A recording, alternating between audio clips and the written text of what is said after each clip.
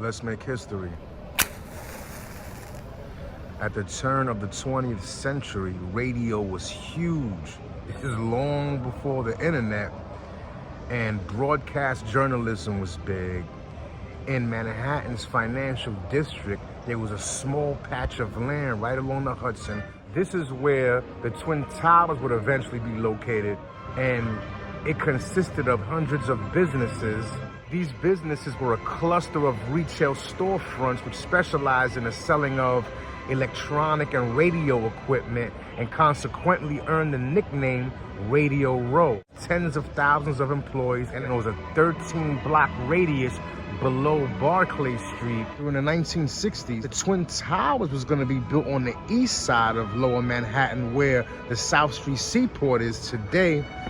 But once the Port Authority secured the rights to the land along the Hudson, they chose this area. It was cluttered with shops. In competition, shops would sometimes have tables out on the sidewalk in front of their shops to advertise their merchandise. People would gather around the stores to listen to radio broadcasts, and it was a very active district. All of these electronical shops would depend on each other, because if one shop didn't have a certain piece or part, they would refer them down the block or next door to another shop who may have had it.